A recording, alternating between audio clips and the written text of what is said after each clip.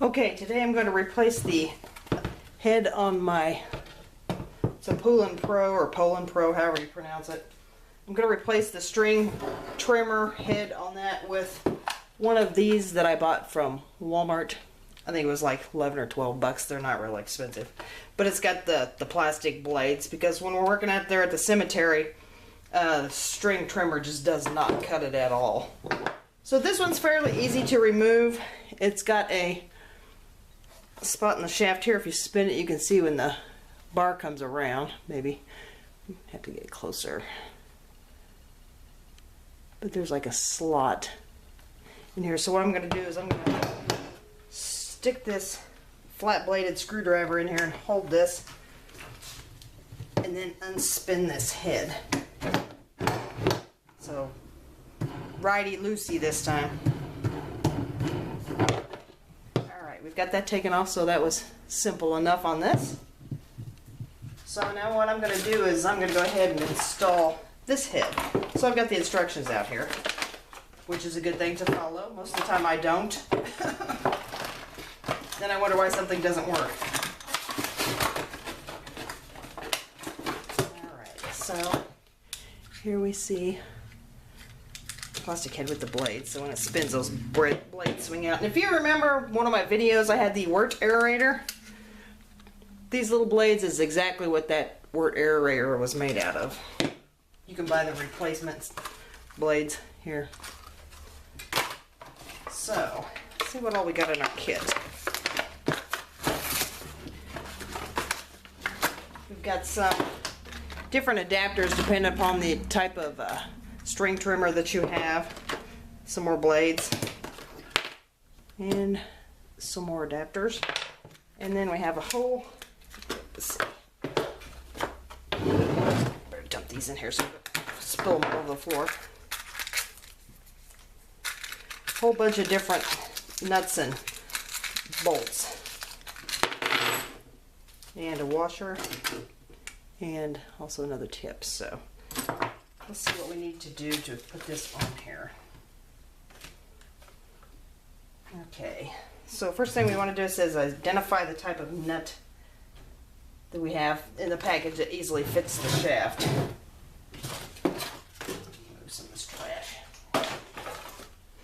Alright. So, I'm thinking it's not that one. Let's try number 2. These may be left-hand threads. Yes, they are. Okay.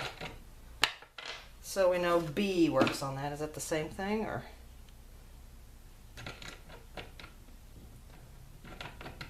Nope.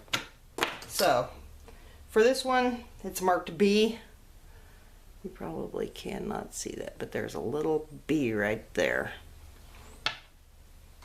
Alright, so we got that. So it says to place the identified nut down inside of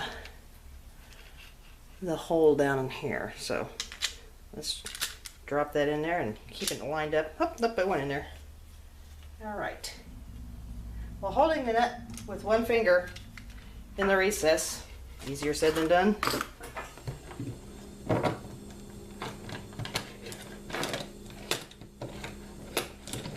So basically you're trying to hold that nut in there while you get this thing started.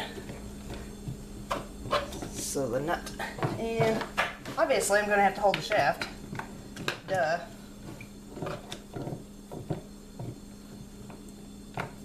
And let's see. So while I have something in there to hold the shaft from screwing around all over the place, maybe if we actually, this would be easier, actually shove the bolt in from this end.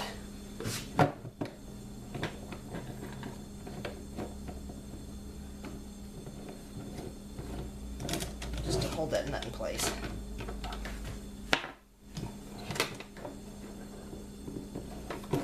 Okay, maybe. Alright, looks like that's on there. And the nut doesn't seat real far down on there. I'm kind of surprised. Alright, so then what do we do? Put that on there.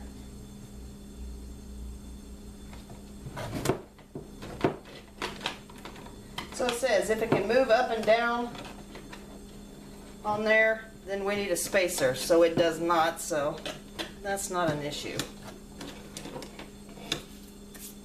Well,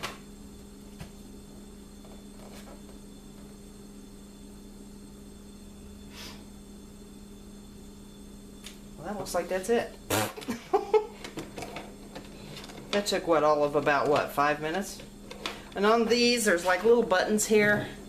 Let me zoom you in a little bit. Okay, on these it's got little buttons, and in order to replace the blades, I think all you basically have to do is push this button down, and then it releases, and you just pull the blade out through here, and then reinsert a new one. Then it's got like a little pin that locks it in place.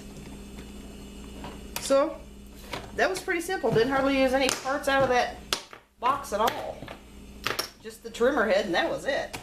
Now, so let's put this on the head, the power part, and see if this actually spins without flying off somewhere.